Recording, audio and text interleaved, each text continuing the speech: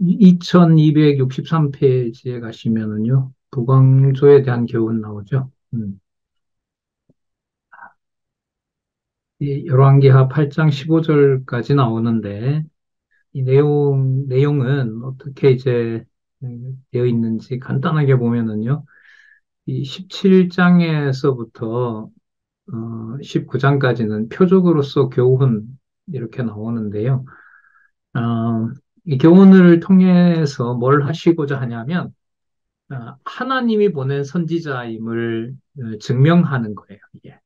내용으로 보면 사르밧에서 표적이 있고 아왕에게서 표적이 있고 그래서 엘리야가 피신하는 건데 이제 엘리야의 피신에서도 이제 더 드러나지만은 아, 이들이 바로 엘리야가 누가 보낸 사람이다? 네, 하나님이 보낸 사람이다. 이걸 이제 증명하는 거예요. 그 다음에 20장에서부터 22장 40절은 한 선지자를 통하여 예언으로 교훈하는 내용인데 연속성을 좀 가지고 말씀드리면 선지자를 누가 보낸다고요? 하나님의 사람이잖아요.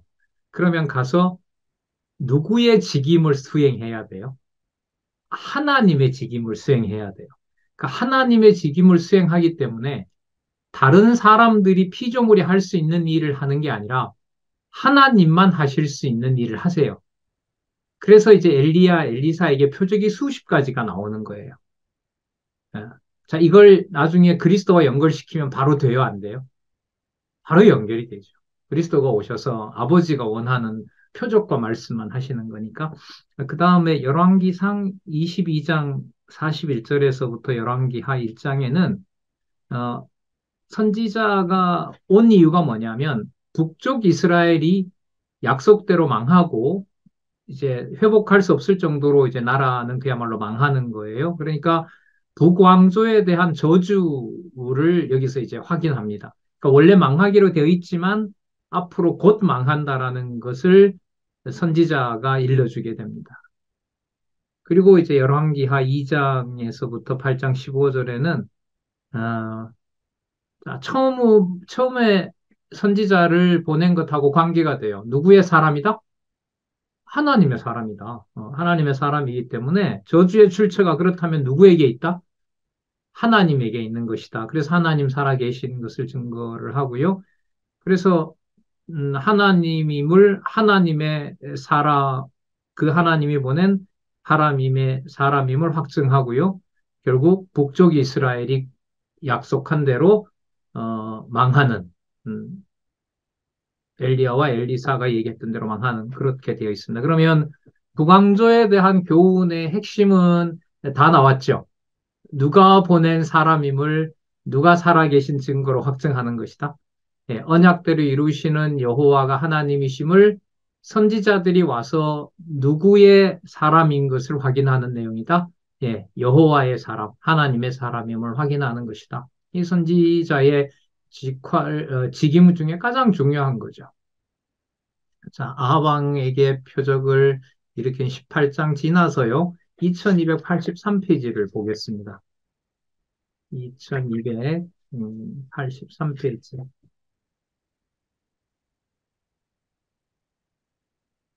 2283페이지. 그러니까 18장 아하방에게 보인 표적 거기에 정리라고 보시면 되거든요. 음, 어디에서부터 볼까요? 2283페이지 첫 번째 긴 달랑 밑에서부터 다섯 번째죠. 이에 여호와의 능력이 엘리야에게 임함으로 그가 허리를 동이고 이스라엘로 들어가는 곳까지 약 30여 킬로나 되는 거리를 마차를 타고 달리는 아합보다 빠르게 앞서서 달려갔다. 이게 하나님의 사람이기 때문에 그래요. 근데 여기 이제 이렇게 하고 난 다음에 엘리야가 어우 시원하다 잘 왔다 이렇게 얘기해요? 아니죠. 뭐 해달라 그래요? 죽여달라 그래요. 얼마나 숨이 차겠어요 이게. 어? 자기가 뛸 수 있는 능력도 아닌 능력을 하나님께서 막 뛰도록 했기 때문에 엘리야가 날 죽여달라고 얘기를 합니다. 하지만 누구의 사람이기 때문에 누구 마음대로 못해요? 하나님의 사람이기 때문에 하나님의 마음, 자기 마음대로 못해요. 그러면 북쪽 이스라엘에게 향하는 하나님의 진노도 엘리야가 하는 것이 아니라 진짜 누가 하신다는 게 증명이 될까요? 예, 하나님이 하신다는 게 증명이 돼요. 여러분, 우리 이런 말씀 알잖아요. 하나님의 말씀은 살았고 운동력이 있다고 했을 때 그 말씀이 세운다, 그 말씀이 무너뜨린다, 우리 이런 말 하잖아요. 제가 그 말씀 많이 드렸잖아요. 그러면 내가 일어나고 내가 무너지는 것에 무슨 능력이 함께 하는 거예요? 예, 하나님의 말씀이 주관하는 거죠. 그렇다면 엘리야가 이렇게 죽을 지경으로 달려가는 이게 누가 세우기도 하고 누가 무너뜨리기도 하면서 누구 일을 하신다? 예, 하나님이 그렇게 하신다. 하나님의 방법으로. 거기에 선지자를 보낸 이유는 그냥 멸망시켜도 되는데 누구의 계시 사건임이 더 확증이 돼요. 여호와의 계시 사건임이 확증되는 거죠. 거기에 택한 백성들이 뭘 볼 수 있는 은총이 있어요? 말씀을 볼 수 있는 은총이 있는 거예요. 그래서 어떤 상황이더라도 이제 여러분들과 제가 말씀을 펼 수 있는 여유를 주시는 게 이 시대의 가장 큰 복이에요. 근데 우리가 얼마나 좋은 게 어디를 펴더라도 조금만 보면 강론집과 함께 모르더라도 조금만 딱 집중해서 보면 거기에 누가 살아계신 증거가 다 나와요. 예, 여호와 하나님이 살아계신 증거가 나오도록 이 강론집이 되어 있잖아요. 예. 이는 아합보다 빠르게 앞서서 달려갔다. 이는 참 선지자이신 예수 그리스도께서 피조 만물을 지배하는 표적들을 나타내실 것에 대한 예표로서의 모형과 그림자다. 피조 만물을 지배하는 표적들. 자, 이런 게 이제 되게 궁금한 거예요. 자, 이는 참 선지자, 여기까지 이해가 돼요. 엘리야가 예표로서 모형과 그림자니까 참 선지자이신 예수 그리스도께서 이 아합에게 보여주신 이 표적에서, 이 사건에서, 표적에서 도대체 이게 뭐가 예고가 되고 있느냐라고 하는데 바로 요 낱말에 모여 있어요.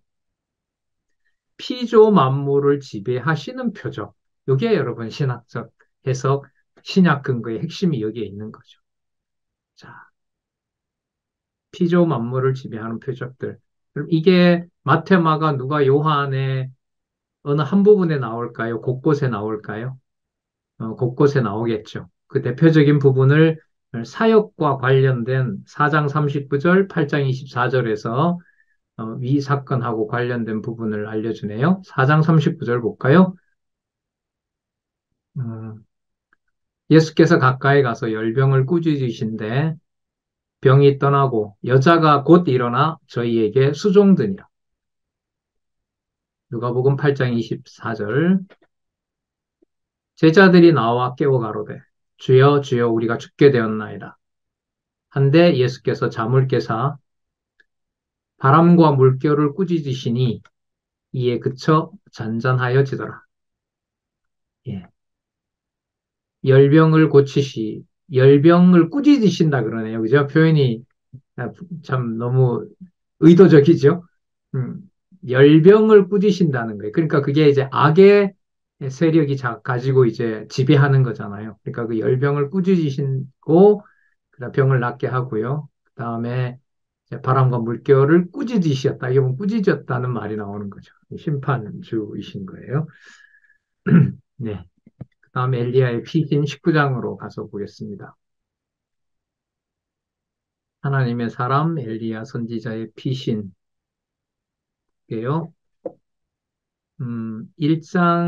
19장 1절에서부터 8절에 보면 2285페이지 이세벨이 죽이려고 엘리야를 죽이려고 함으로 엘리야가 호렙으로 피신을 합니다. 그 호렙으로 가는데 어, 근데 피신했어요. 엘리야는 하나님한테 뭐라고 합니까? 죽여주세요라고 합니다. 그랬더니 하나님께서는 천사로 먹여서 40일 동안 그곳에서 지나도록 합니다. 네. 아,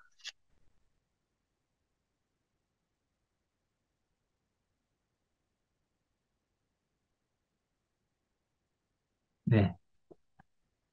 하나님의 사람을 8절 끝에 보면 이에 일어나 먹고 마시고 그 식물의 힘을 의지하여 40주 40야를 행하여 하나님의 산 호렙산에 이르니라. 그러니까 하나님의 말씀이 시작하는 곳이잖아요. 호렙산이. 하나님의 사람을 누구의 산으로? 하나님의 산으로 보냈다. 이렇게 마무리가 되고 있거든요. 여기에 신약 근거를 보겠습니다. 이 사건 하나에 대한 신약 근거를 제시하고 있는데 2286페이지에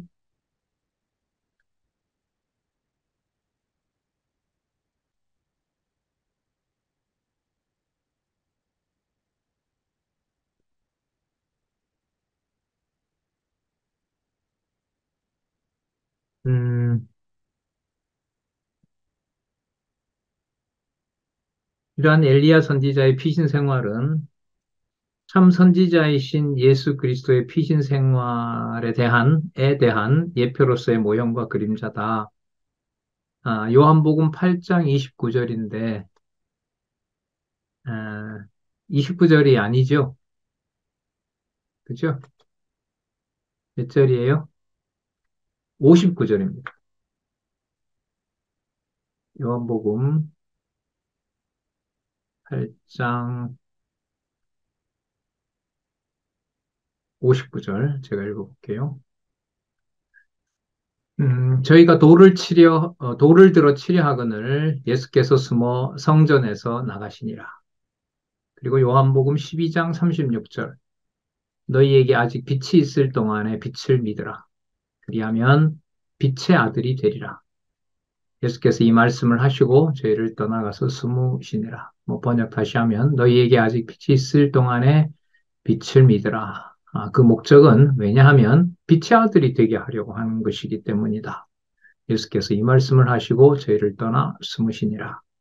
대한 예표로서의 모형과 그림자다. 예.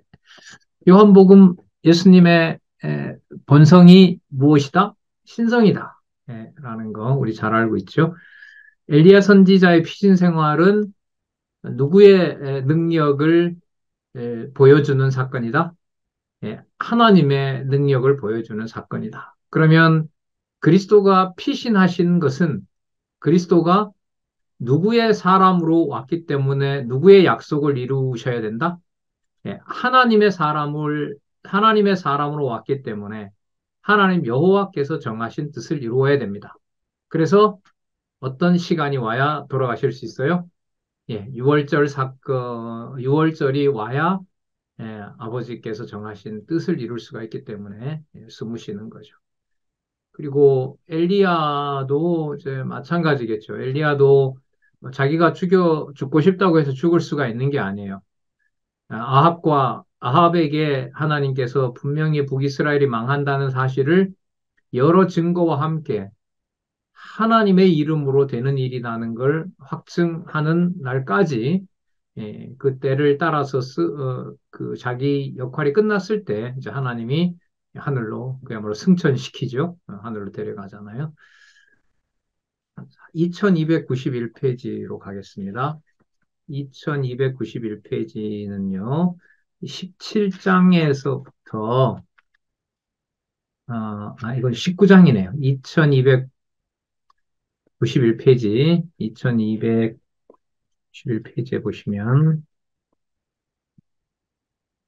음,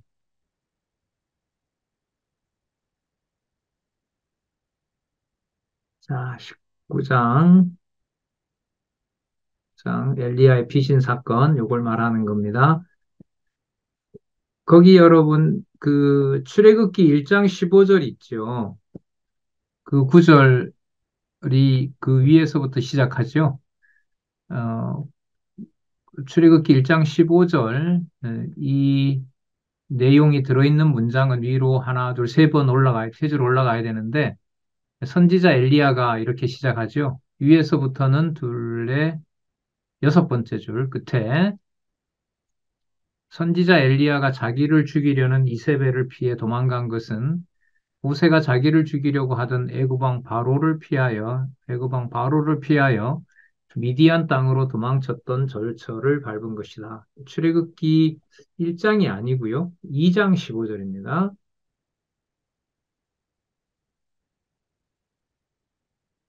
2장 15절입니다. 곧 엘리야가 모세와 같은 선지자 가운데 하나라는 사실을 증거하는 하나의 표적으로서의 계시섭니다. 자, 그리스도와 연결됩니다. 이는 참 선지자이신 예수 그리스도께서 자기를 죽이려는 자들을 피해 숨으실 것에 대한 예표로서의 모형과 그림자다. 마태복음 4장 18절에서부터 22절. 자,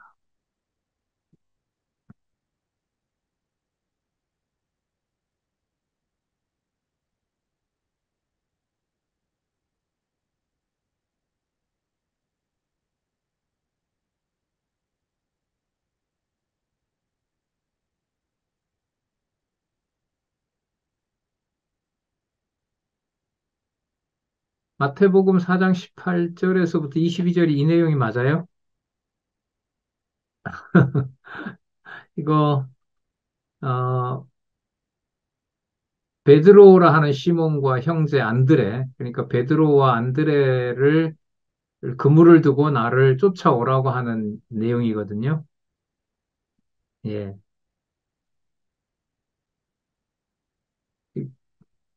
죽이려는 자들을 피하는 내용은 이 내용이 아닌 것 같아요.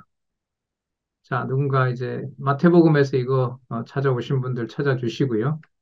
어, 아까 나왔던 부분 있죠? 제가 아까 소개해드렸나? 요한복음 5장 13절. 요한복음 5장 13절. 읽어볼게요. 고침을 받은 사람이 그가 누구신지를 알지 못하니 이는 거기 사람이 많음으로 예수께서 피하셨습니다. 그 다음 8장 59절. 요한복음 8장 59절. 저희가 돌을 치려 하거늘 아까 나왔었죠? 예수께서 숨어 성전으로 나가시니라. 다음 아까 12장 36절 있었어요. 12장 36절. 음,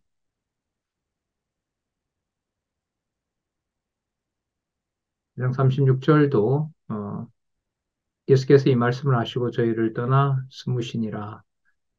자, 이렇게 참조를 하고요. 17장에서부터 19장 표적으로 교훈하는 내용에 가서 한번 살펴보도록 하겠습니다. 음,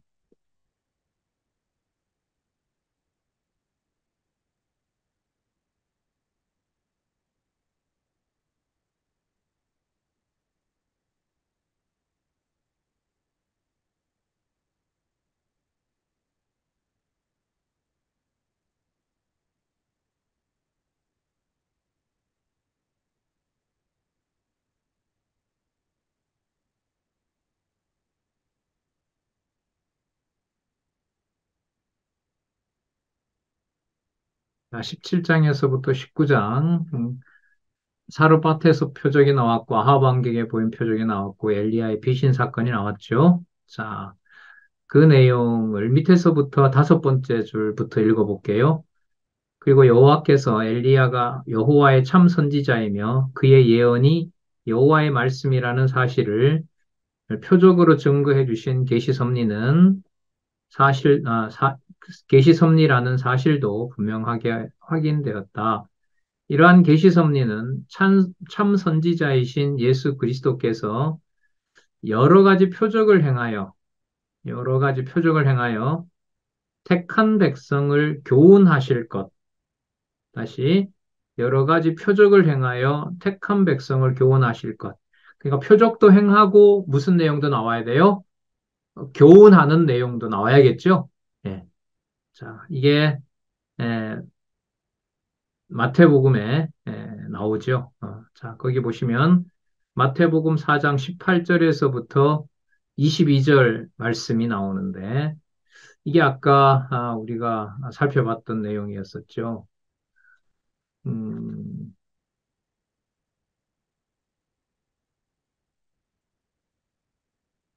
한번 읽어볼까요?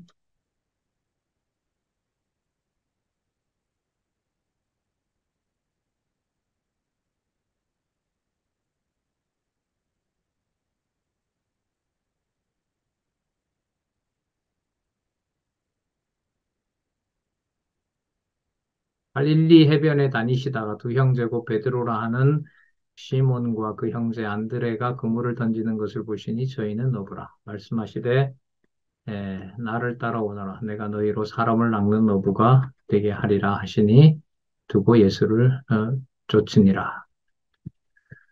거기서 더 가시다가 다른 두 형제 에, 세베대의 아들 야고보와 그 형제 요한이 그에 붙인 세베대와 한 가지로 배에서 그물 깁는 것을 보고 부르시니 형제가 저희가 곧 배와 부친을 버려두고 예수를 쫓으니라. 음, 이 표적 안 나오잖아요, 그죠? 예, 이거 교정해야 될 것 같아요. 자, 그러면 없느냐? 있죠, 당연히 있죠. 음, 어디 있냐면요, 마태복음 8장에서부터 9장까지.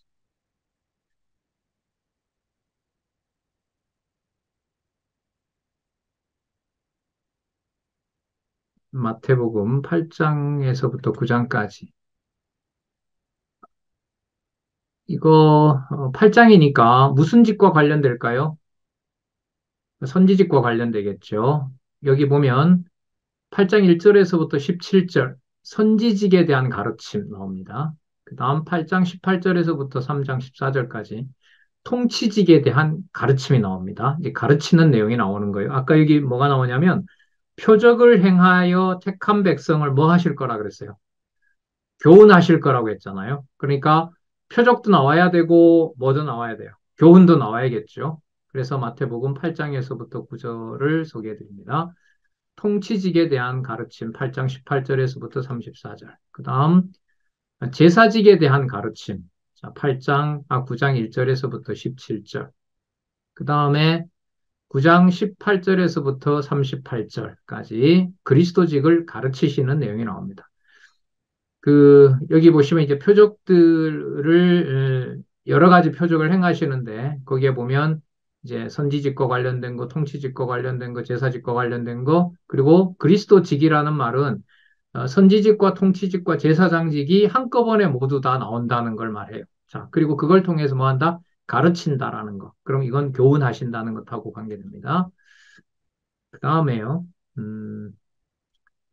마태복음 14장, 마태복음 14장 13절에서부터 36절까지.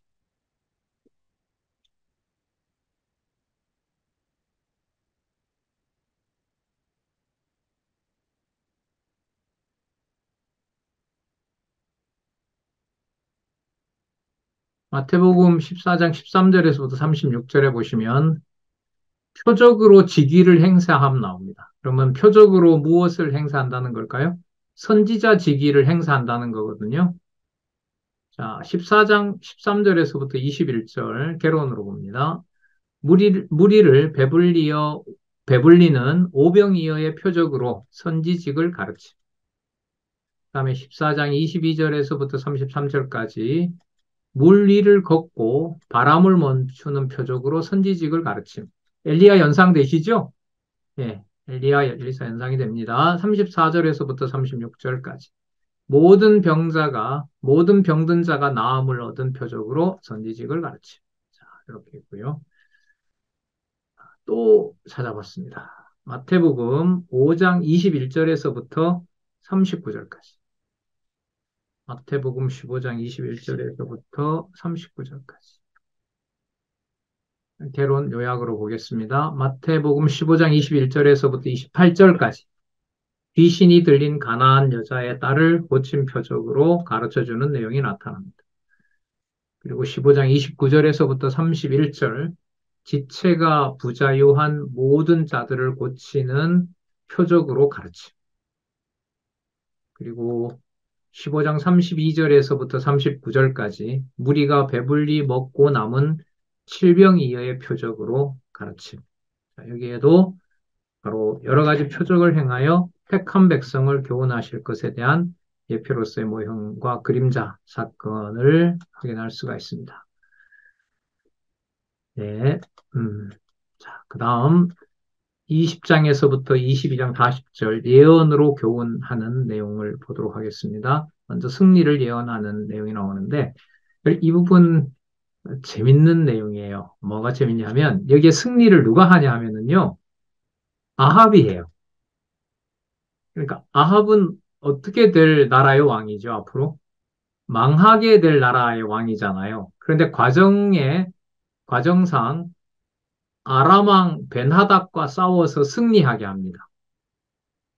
그러면 표면적으로 봤을 때 아합이라는 왕은 아합 왕 때에 일어난 이 승리는 무슨 모습으로 적어도 보이진 않아요.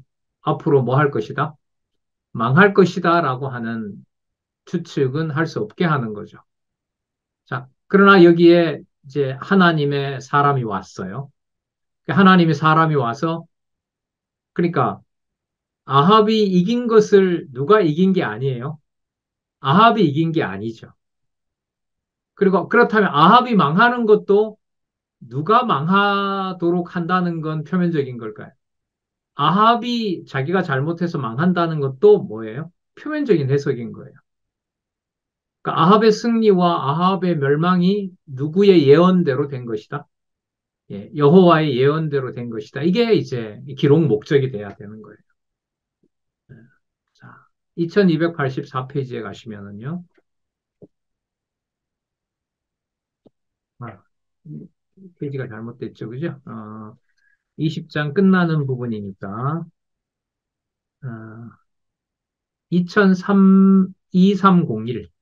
제가 페이지를 잘못 적었네요. 301. 볼게요.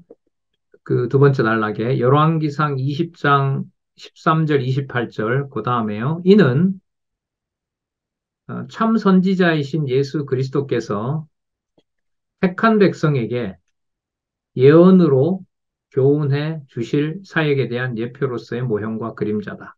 여기는 무엇으로? 예언으로 교훈해 주시는 사역을 예수님이 하시는 건데, 마태복음 5장 17절. 이 구절을 드네요. 예언으로 교훈해 주신다는 것을 내가 율법이나 선지자나 폐하러 온 줄로 생각하지 말라. 폐하러 온 것이 아니요 완전케 하려 함이라. 앞으로 그러니까 이루신다는 거잖아요. 앞으로 완전케 하시겠다고 하는 예언으로 말씀을 하시는 거예요. 그러니까 이게 이런 거네요. 그래요? 앞으로 성이 망할 거야라는 것하고요. 앞으로 내가 완전케 할 거야라고 하는 거하고 구체적으로 성전이 멸망한다는 것하고 앞으로 그냥 완전케 한다라고 했을 때 어떤 게 범위가 더 넓어요? 어, 성전만 그러는 게 아니라 모든 일을 다. 그러니까 이 구절을 완전케 하려 함이라라고 하는 이 말씀은 율법이나 선지서에 기록된 모든 말씀을 뭐 한다? 완성하신다. 누가? 그리스도가. 그리스도가. 왜? 본인이 누구니까? 예, 구약의 언약한 메시아이기 때문에. 그러니까 어느 한 부분이 아니라 전체를 다 완전케 한다. 이 상황하고 관계가 되겠죠. 여러분들과 제 생활에 이런 부분은 예수님이 동치 안 하고 이런 부분은 예수님 동치하고 이게 아니잖아요.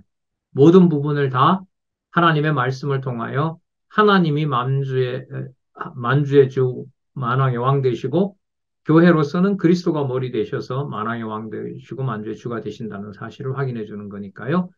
자, 아합 왕의 승리에도 불구하고 이 나라는 망하게 되어 있습니다. 그래서 20장 35절에서부터 21절까지 저주를 예언하는 내용이 나타납니다. 음, 그 아람 왕 베나닷하고 전쟁을 해서 아합이 이겼거든요. 근데 아합 왕 베나닷을 살려주지 말라고 했는데 아합 왕이 살려줘요. 그래서 이게 뭐가 되냐면 그래서 너 죽는다 이렇게 돼요. 그러니까 이 가까운 원인들을 하나님께서 구체적으로 누굴 보내서 하나님의 사람을 보내서 집어내는 거예요. 큰 틀에서 봐도 망하게 되어 있는데 과정적으로 뭐 하게 했다가 뭐 하게 해요? 승리하게 했다가 뭐하게, 예, 심판받고 멸망당하게 하시는 거죠. 그런 의미에서 전체를 못 보면은 이건 그야말로 엉터리 해석이 나오는 거예요. 인간 중심적인 해석이 나오는 거죠. 자, 그래서 무슨 사건이 벌어지냐 하면 그 부인 악녀 이세벨이 포도원을 뺏으려고 나봇을 죽이게 되고요. 그 다음에 엘리야가 가서 아하방과 이세벨의 죄를 책망하게 되고 아하방이 거기에 회개하자 그러면 너 때는 망하지 않고 저주는 네 아들 때로 돌아가서 망하게 하겠다. 또 이런 사건으로 이루어지는 거예요. 그러니까 이게 이제 눈에 보이는 현상들인데 이 모든 것들은 이탈 왕조를 멸망하게 하시는 하나님의 신명기나 이제 여호수아에 있었던 사건들을 예언들을 이루시는 과정이라고 할 수 있죠.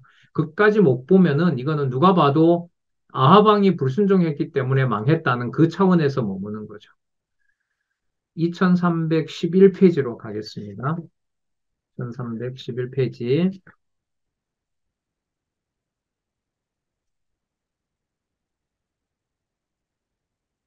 음,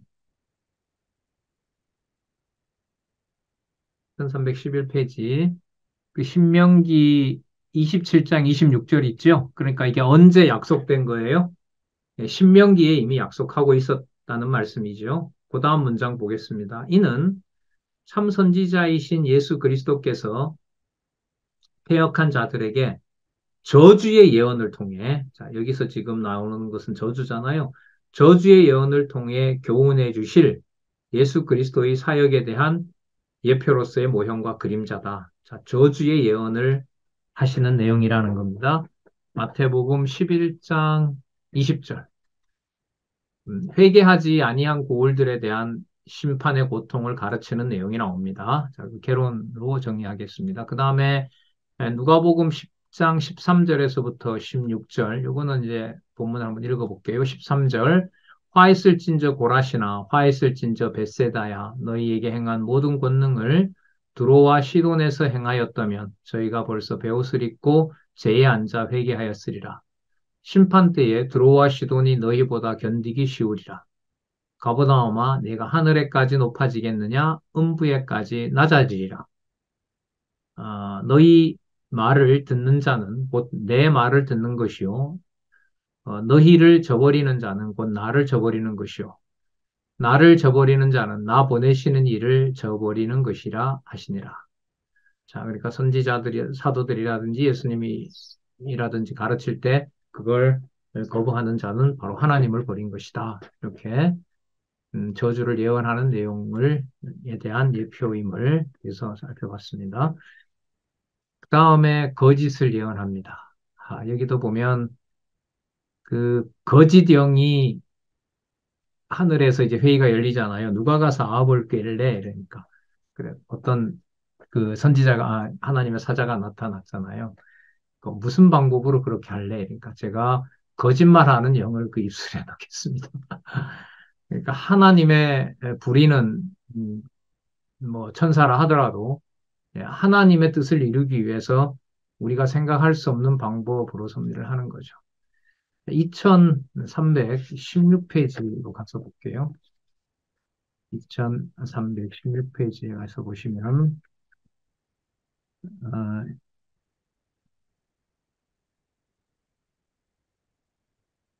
미가야 선지자 외에 모든 선지자들이 거짓말하는 영으로 예언하도록 하나님께서 섭리를 하시는 겁니다. 자, 그 사건에 대해서 2316페이지로 가겠습니다. 밑에서부터 네 번째 줄. 이는 만왕의 왕이신 예수 그리스도의 통치 아래 있지 아니한 모든 세상 나라가 무엇에 의해? 거짓 영에 의하여 망하게 된, 망하게 될 사실에 대한 예표로서의 모형과 그림자다. 아까 뭐 AI 얘기 잠시 했습니다만은 인공지능, 그 지능에 의한 그 AI, 로봇 시대를 어느 선까지 하나님께서 활용을 할 거냐라고 했을 때는 답이 나오죠. 하나님을 대체할 만한, 그리고 성경의 진리를 대체할 만한 그러한 능력 있는 음, 바로 유혹자로 미혹하는 세력으로 이 땅에 보내신다는 거죠. 그러나 물론 하나님이 심판하시죠. 18장 계시록 18장 2절에서부터 3절 보면 2절 볼게요. 음성으로 외쳐 가로되 무너졌도다 무너졌도다 큰 성 바벨론이여 귀신의 처소와 각종 더러운 영이 모이는 곳과 각종 더럽고 가증한 새에 모이는 곳이 되었도다. 그러니까 온갖 그 유혹과 그 탐욕과 권력이 집중되어 있던 바로 큰 성 바벨론이 무너지는 걸 얘기를 하고 있고요. 그 다음에 여호와께서는 스스로 작정하신 뜻을 이루시기 위하여 거짓 영도 적극적으로 사용하셨다. 데살로니가 후서 2장 9절에서부터 12절 보시면 악한 자의 임함은 사단의 역사를 따라 모든 능력과 표적과 거짓 이적과 불의의 모든 속임으로 멸망하는 자들에게 임하리니 이는 저희가 진리의 사랑을 받지 아니하여 구원함을 얻지 못함이니라. 이러므로 유명한 구절이죠. 데살로니가 후서 2장 11절. 이러므로 하나님이 유혹을 저희 가운데 역사하게 하사 거짓 것을 믿게 하심은 진리를 믿지 않고 불의를 좋아하는 모든 자로 심판을 받게 하려 함이라. 자, 예. 하나님께서 심판하신다는 내용을 살펴봤습니다. 이 내용이 아합에게 거짓말하도록 하는 유혹의 역사에 대한 바로 근거라고 할 수가 있습니다. 그리고 결국 아합 왕이 죽게 되는 것으로 거짓 예언을 통해서 아합 왕이 죽게 되는 사건으로 끝납니다. 이 22장 40절까지 내용에서 2322페이지 2320쪽 이것은 양쪽 가로 2 양쪽 가로 2니까 20장에서부터 22장까지 정리가 되겠죠? 예. 여기에 대한 신약 근거를 한번 보도록 하겠습니다.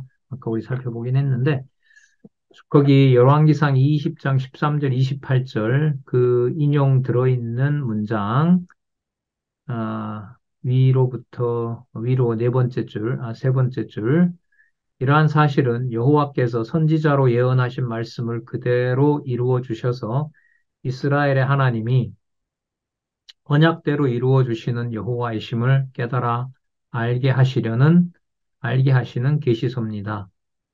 이는 참 선지자이신 예수 그리스도께서 택한 백성에게 예언을 통하여 교훈해 주실 사역에 대한 예표로서의 모형과 그림자다.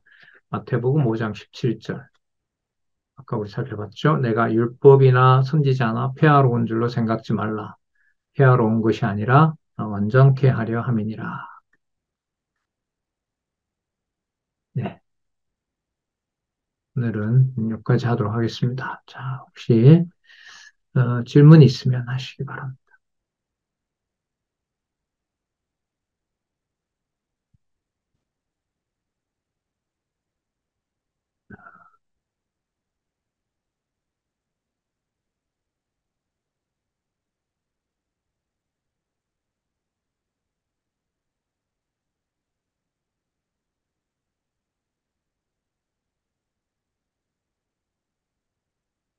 말씀해요? 네, 하십시오. 아, 조금 전에 카톡으로 왔는데요. 네, 월요일 날, 원로와의 줌 대담에서 17권이라고 거기 나왔대요. 네, 네. 18권이 아니라, 지난번에, 박홍기 목사님은 18권이라고 그러셨는데. 우리 18권까지 안 가서요. 우리가 공부했던 책 17권을 중심으로 해서 네, 또 알았어. 합니다. 예,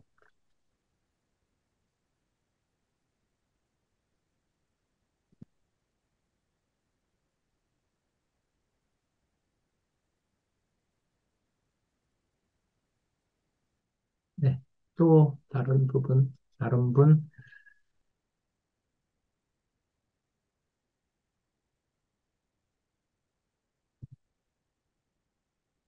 오늘도 보셨지만은 본문에 여러 가지 다양한 이제 사건들을 주석을 이제 하고, 그건 이제 이미 개론 구조가 여호와 계시 중심으로 되어 있다는 거잖아요. 되어 있고, 내용을 상세하게 여러 가지 내용들, 뭐, 여러 가지 혹은 뭐, 꽤 많은 내용들을 보고, 그걸 이제 그리스도와 연관시킬 때, 에, 그냥 그, 그냥, 아, 뭐, 머릿속에 탁 그냥 들어오니까 그것하고 임의로 연결시키고 그렇게 하는 거였어요? 아니면 아까 단어 하나가 일치할 수 있도록 그렇게 생각해서 그 내용을 뽑아냈어요? 후자였었죠. 자, 그런 면에서 보면 그 의미 분석이라고 했을 때 그 달려있는 제목 하나가 쉽, 그냥 단 것이 아니라 뭐와 뭐의 통일성을 생각하면서 부여한 의미가 된다? 신약과 구약의 무엇을, 통일성을, 논리적 일관성과 그 통일성을 염두에 두고 그 개념을 선별한다는 거. 자, 오늘 이걸 이제 여러 다양한 사건에서 그리스도의 어떤 그 사건들을 연결시킨다는 것을 우리가 오늘 확인했습니다. 그래서 세 번째 단락 공부의 그 핵심이 바로 어떤 한 사건이 구약에 나타난 사건과 신약의 어떤 한 부분을 연결함으로써 전체적으로 예, 어디로 점점 확대가 된다? 성경 전체로 확대가 된다는 걸 오늘 다시 확인을 했습니다. 질문이 없으신 것 같아요. 발도 춥고 몸도 얼고 입도 어시는가 봅니다. 그러면 이제 따뜻하게 쉬셔야죠. 따뜻하게 쉬시고요. 또 뵙도록 그렇게 하겠습니다. 감기들 많이 걸리네요. 조심들 하시고요. 기도하겠습니다. 하나님 아버지 감사합니다. 주신 진리를 우리들에게 깨닫게 하신 그 복이 너무나 큽니다. 조심스럽게 또 귀하게 에, 성경을 오직 하나님의 말씀으로 지켜가고자 하는 이 성경 강론집의 연구를 저희들도 같은 마음으로 진리를 간직하고 진리를 순수하게 지키고자 하는 그 동일한 마음을 가지고 또한 성령께서 인도하시는 대로 그 말씀을 생명의 양식으로 먼저 받고 너무 좋아서 그것을 따뜻한 마음으로 다른 지체들에게 전하는 그런 삶이 될 수 있도록 성령께서 보호해 주시옵소서. 영육간 하나님께서 모두 잘 보호해 주시기를 든든하게 보호해 주시기를 간구하오며 예수님의 이름으로 기도드렸습니다. 아멘. 네, 감사합니다. 수고들 하셨습니다.